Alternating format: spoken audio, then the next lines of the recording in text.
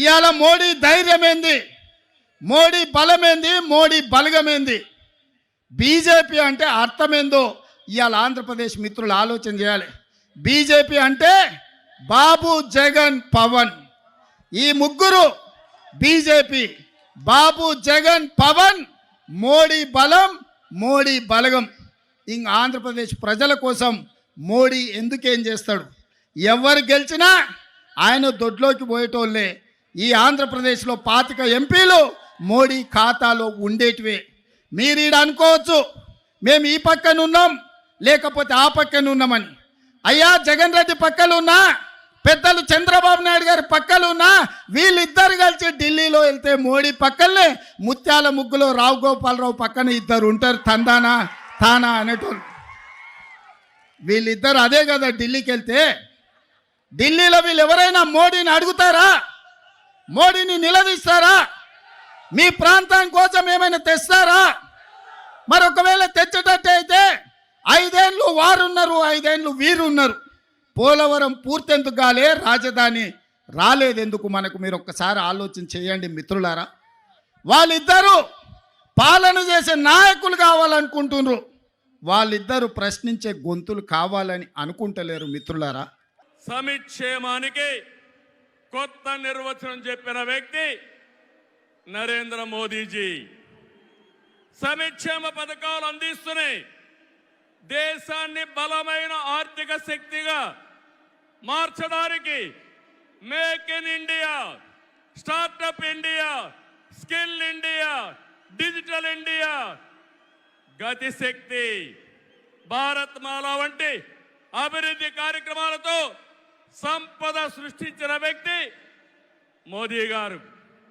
Demonetisation, GST వంటి సంస్కరణలతో దేశ ఆర్థిక ముఖ చిత్రాన్ని మార్చిన వ్యక్తి మోదీ గారు. ఆయన నినాదం సబ్కా సాత్, సబ్కా వికాస్, సబ్కా విశ్వాస్ అనే నినాదంతో దేశానికి ఒక నమ్మకాన్ని కల్పించిన శక్తివంతమైన నాయకుడు నరేంద్ర మోదీ గారు. కోవిడ్ సంక్షేమం జ్ఞాపకం ఉందా తమ్ముళ్ళు? ప్రపంచంలో ఎవ్వరూ చేయలేని విధంగా ఆ సమయంలో సమయస్ఫూర్తిగా చేసి మన ప్రాణాలు రక్షించిన వ్యక్తి నరేంద్ర మోదీ గారు. అవునంటే గట్టిగా చప్పట్లు కొట్టి అభినందించమని మిమ్మల్ని అందరినీ కోరుతున్నా. 100 దేశాలకి వ్యాక్సిన్ ఇచ్చి దేశ సమర్థతని చాటి చెప్పిన వ్యక్తి. ప్రపంచంలో 11వ స్థానంలో ఉన్న ఆర్థిక వ్యవస్థని 10 ఏళ్లలో 5వ స్థానానికి తీసుకొచ్చారు. రాబోయే రోజుల్లో ఈ స్థానం నుంచి 3వ స్థానానికి వస్తాం. అంటే ప్రపంచానికి అమెరికా, చైనాతో ధీటైన ఆర్థిక వ్యవస్థను తెచ్చే శక్తి, సామర్థ్యం నరేంద్ర మోదీ గారికి ఉన్నాయని చెప్పి కూడా నేను మీకు తెలియజేస్తున్నా. వికసిత్ భారత్ నరేంద్ర మోదీ గారి కళ. వికసిత్ ఆంధ్రప్రదేశ్ మనందరి కళ కావాలి. వికసిత్ భారత్ దిశగా దేశం దూసుకుపోతుంది. ఈ ప్రయాణంలో వచ్చే అవకాశాల్ని అందిపుచ్చుకొని ఏపీ కూడా అభివృద్ధి చెందాలి. మన జీవితాలు బాగుపడాలి. పేదరికం లేని దేశం మోదీ గారి కళ, ఆయన సంకల్పం. ఈ రాష్ట్రంలో పేదరికం లేకుండా చేయడం మన సంకల్పం కావాలి. అందుకే మనం అందరం ఆయన ఆశయాలతో అనుసంధానం కావాల్సిన అవసరం ఉంది. ఒక విషయం ఇక్కడ చెప్పాలి. मोदी जी का संदेश है कि विकसित भारत के लिए यही समय है, सही समय है. నేను చెప్తున్నాను, मैं कहना चाहता हूं कि देश को सही समय में मोदी जी जैसा सही नेता मिला है. आपकी पूरी कोशिशों में हम आपके साथ रहेंगे, ये हमारा వాదా హై. నేను ఒకటే ఈరోజు చెప్తున్నాను, భారతదేశానికి ప్రపంచంలో గుర్తింపు తెచ్చిన వ్యక్తి నరేంద్ర మోదీ గారు. వికసిత్ భారత్ ద్వారా ప్రపంచంలోనే నెంబర్ 1 దేశంగా చేసే శక్తి సామర్థ్యం ఒక్క నరేంద్ర మోదీ గారికే ఉందని మరొకసారి విజ్ఞప్తి చేస్తున్నా. అంతేకాదు, భారతీయులు మొత్తం ప్రపంచంలో ఒక శక్తివంతమైన జాతిగా తయారు చేయడం ఆయన ఆశయం ఇప్పటికే జరుగుతూ ఉంది. భవిష్యత్తులో ఈ దేశాన్ని జీరో పావర్టీ నేషన్గా తయారు చేసే శక్తి కూడా వారికే ఉంది. దేశం దూసుకుపోతా ఉంది. రాష్ట్రంలో సమస్యలు ఉన్నాయి. 2014 విభజన తర్వాత సవాళ్ళని సమస్యల్ని అధిగమించాం. నవ్యాంధ్ర కోసం ముందుకు పోయాం. ఎన్డీఏలో భాగస్వామిగా కేంద్ర ప్రభుత్వం రాష్ట్రంలో అనేక కార్యక్రమాలు చేశాం. ఆ రోజు మీరు ఒక్కసారి చూస్తే 11 జాతీయ విద్యా సంస్థల్ని కేంద్ర సహకారంతో ఇక్కడ నిలబెట్టాం. మోదీ గారి చేతుల మీదుగా అమరావతిని నిర్మాణం కోసం చేశాం. అదే కానీ ఈరోజు పూర్తయి ఉంటే దేశంలో ఒక బ్రహ్మాండమైన నగరంగా అమరావతి తయారయ్యేది. 3 ముక్కలాటతో అమరావతిని నాశనం చేసి భ్రష్టు పట్టించిన వ్యక్తి ఈ జగన్మోహన్ రెడ్డి. పోలవరం కేంద్ర సహకారంతో 72% పూర్తి చేస్తే ఈ ప్రభుత్వం పోలవరాన్ని గోదావరిలో కలిపేసే పరిస్థితికి వచ్చారు.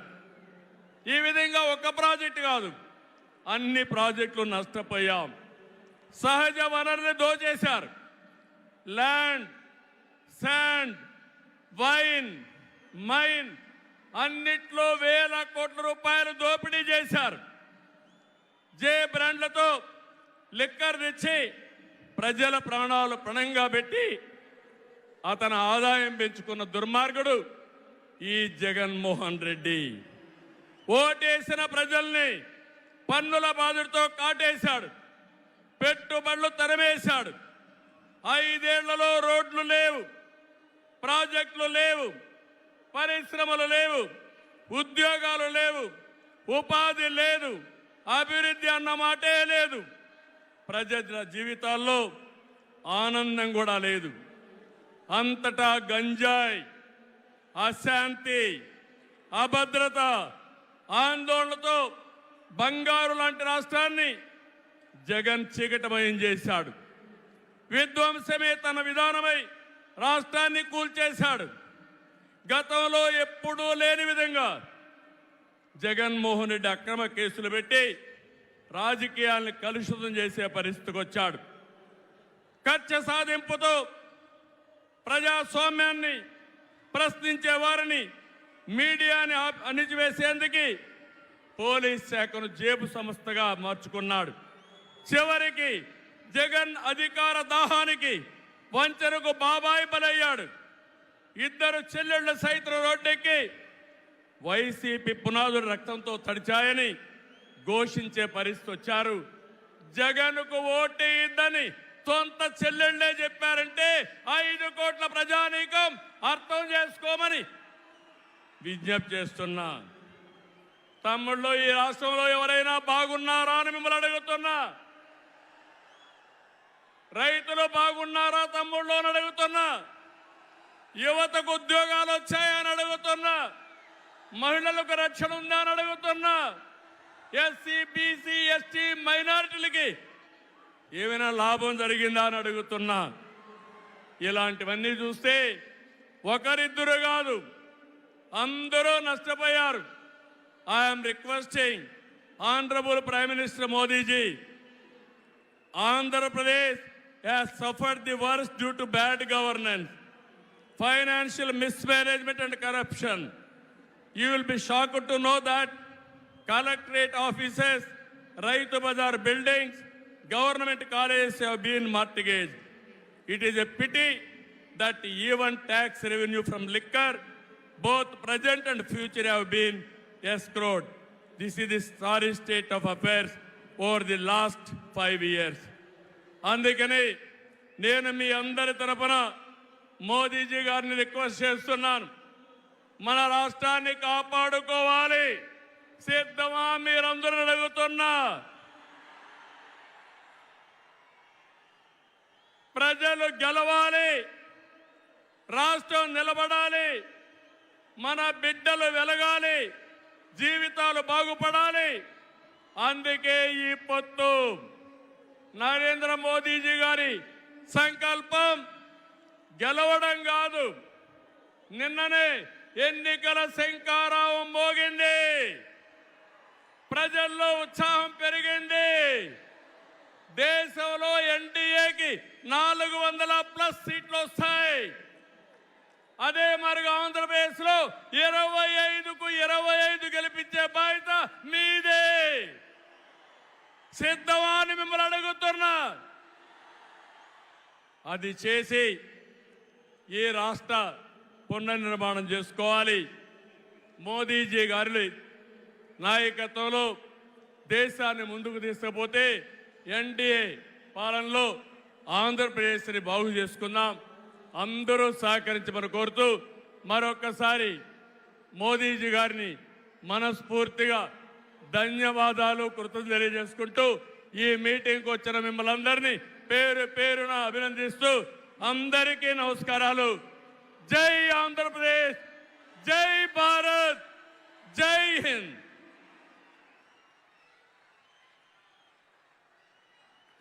ధన్యవాదాలు.